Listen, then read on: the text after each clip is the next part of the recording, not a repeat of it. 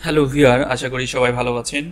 আজ আমরা দেখব পেজ লেআউট মেনু দ্বিতীয় অংশ, অর্থাৎ পেজ লেআউট মেনুর আমরা গত পর্বে দেখেছিলাম কিভাবে মার্জিন সেটআপ দিতে হয়, ওরিয়েন্টেশন কিভাবে সেট করতে হয়, সাইজ কিভাবে আনতে হয়, অর্থাৎ পেপারের সাইজ, কলাম কিভাবে তৈরি করতে হয়।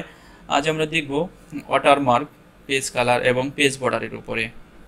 তো ওয়াটারমার্ক কি? ওয়াটারমার্ক হচ্ছিল জলছাপ, অর্থাৎ আমরা যদি কোনো ধরনের কোনো ডকুমেন্টের মধ্যে জলছাপ ইউজ করতে চাই, যেমন দলিলপত্র, টাকা পয়সায় আমরা জলছাপ দেখতে পাই, সে ধরনের কোনো জলছাপ যদি ইউজ করতে চাই, আর সেজন্য আমরা ওয়াটারমার্কটি ব্যবহার করব।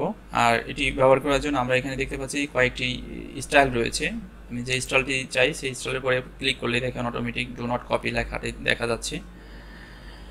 তো ওয়াটারমার্ক থেকে কাস্টম ওয়াটারমার্কে আমরা ক্লিক করব।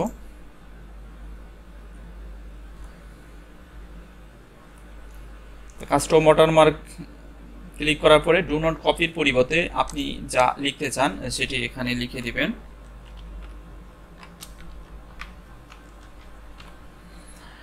এখান থেকে আপনি বাংলায় লিখতে পারবেন, ইংরেজিতে লিখতে পারবেন। তবে বাংলায় লেখার জন্য এখানে ফন্টে যে আপনি বাংলা ফন্ট সিলেকশন করে বাংলা লিখতে পারবেন। আর ইংরেজি লেখার জন্য তো অটোমেটিক এখানে ডিফল্ট সেটিং আছে, এবং এখানে রয়েছে বিভিন্ন সাইজ। তো অটো হলে অটোমেটিক তার পেপার অনুপাতে এটি এক্সপান্ড হবে। কালার আপনি চেঞ্জ করে নিতে পারবেন। আর এটি কতটুকু হবে, কালার ডিপ হবে না হালকা হবে, সেটি নির্ধারণ করার জন্য এটি এখানে দুটি লেআউট রয়েছে। এটি হচ্ছে ডায়াগোনাল, এটা হচ্ছে হরিজন্টাল। তো ডায়াগোনাল হচ্ছে এই স্টাইলটি, আর হরিজন্টাল হচ্ছে এদিক দিয়ে আসবে। আমরা অ্যাপ্লাই করে দেখতে পারি, দেখেন এদিক দিয়ে আসছে। ডায়াগোনাল দিলে অ্যাপ্লাই দিলে এরকম দেখাবে। তো সর্বশেষ আমরা এটি অ্যাপ্লাই দিয়ে ক্লিক করে ক্লোজ বাটনে ক্লিক করব। তাহলে টেক্সট আমরা এইভাবে ব্যবহার করব। আমরা যদি কোনো লোগো ইউজ করতে চাই ওয়াটারমার্ক হিসেবে, সেই ক্ষেত্রে আমরা ওয়াটারমার্কে ক্লিক করব, কাস্টম ওয়াটারমার্কে ক্লিক করব। দেন পিকচার, অর্থাৎ আপনার যদি কোনো লোগো থাকে সিলেক্ট পিকচার, দেন ডেস্কটপ, আমি আমার পিকচার যেই জায়গা রাখছি সেই পজিশনে চলে আসব। দেন তারপরে আপনাদের যে লোগো থাকবে সেই লোগোটি সিলেকশন করে অ্যাপ্লাইতে ক্লিক করবেন।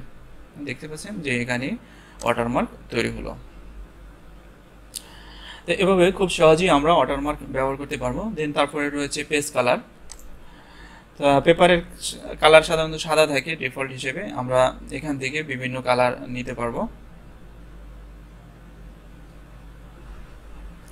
তো কালার পরিবর্তন করার পরে এখানে আমরা দেখতে পাচ্ছি মোর কালার। এই কালার ছাড়াও অনেক কালার রয়েছে, মোর কালারের মধ্যে যে আমরা কালার চেঞ্জ করে নিতে পারবো।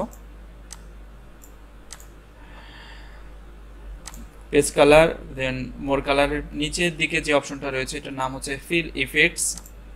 তা ফিল ইফেক্টস থেকে আমরা এখানে কালার ভেরিয়েশন অর্থাৎ গ্রেডিয়েন্ট ইউজ করে আমরা কালার ইউজ করতে পারবো। যেমন টু কালার কম্বিনেশনের উপরে আমরা কালার দিতে পারবো। এখানে বিভিন্ন স্টাইল রয়েছে, স্টাইলগুলো দেখে নেবেন আপনারা।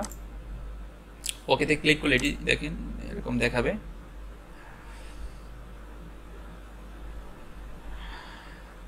পেজ কালার, ফিল ইফেক্টস থেকে আমরা টেক্সচার অপশনটি দেখব। গ্রেডিয়েন্ট আমরা দেখলাম, এবার দেখব টেক্সচার।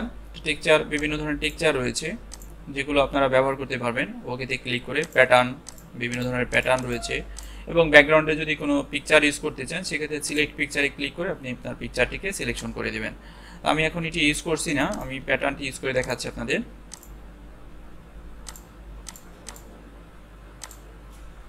চমৎকার একটি প্যাটার্ন। দেন তারপরের অপশনটি আমরা দেখব, যেটির নাম হচ্ছে পেজ বর্ডার্স। তো সাধারণত আমরা সার্টিফিকেটের চারপাশে দেখতে পাই যে বিভিন্ন ধরনের বর্ডার থাকে। তা আদার অন্য কোনো ডকুমেন্টসও আপনি বর্ডার ইউজ করতে পারবেন। তো বর্ডার অপশনে ক্লিক করার পরে যে ডায়লগ বক্স আসবে, এখান থেকে আমরা তিনটি ট্যাব দেখতে পাচ্ছি। একটা হচ্ছে বর্ডার, একটা হচ্ছে পেজ বর্ডার, একটা হচ্ছে শেডিং। তো পেজ বর্ডার ডিফল্টে হয়ে ওপেন হয়। তো এখানে সেটিংয়ে থেকে নন অপশন এটি অ্যাক্টিভ আছে। আমরা বক্সে ক্লিক করছি, বক্স থেকে আমরা স্টাইল নেব, আমাদের বর্ডারের লাইন কেমন হবে সেটি সিলেকশন করব। দেন কালার আমরা এখান থেকে সিলেকশন করব। কালার সিলেকশন করার পরে নিচের দিকে আছে যে বর্ডারটি যদি মোটা করতে চাই, চিকন করতে চাই, সেক্ষেত্রে ওয়েটটা আমরা ইউজ করব। এখানে উপরের দিকে আমরা যদি চাই যে বর্ডারটা উপরে হবে না, নিচে হবে না, সেক্ষেত্রে আপনি এটি অফ করে দুই পাশে বর্ডার দিতে পারবেন এই দুটি অপশনের মাধ্যমে। অ্যাপ্লাই টু হোল ডকুমেন্ট, আপনি এখানে চাইলে বিভিন্ন স্টাইলে আপনি অ্যাপ্লাই করতে পারবেন, সেকশন অনুপাতে, ফার্স্ট পেজ অনলি, হ্যাঁ, আর বাকি পেজে হবে না। তাহলে হোল ডকুমেন্ট দিয়ে রাখছি এবার, দেন ওকেতে ক্লিক করছি।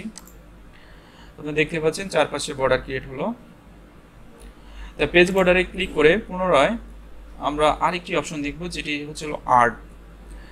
এই আর্টের মধ্যে যদি আমরা ক্লিক করি, এখানে বিভিন্ন ধরনের আর্টিস্টিক জাতীয় বিভিন্ন ধরনের বর্ডার রয়েছে। এবার অ্যাপ্লাই বা ওকেতে ক্লিক করলে আমরা কালার চেঞ্জ করে নিচ্ছি বোঝার জন্য। তো এভাবে খুব সহজে আমরা আর্টের যে রয়েছে, বর্ডার রয়েছে, সেগুলো ব্যবহার করতে পারবো।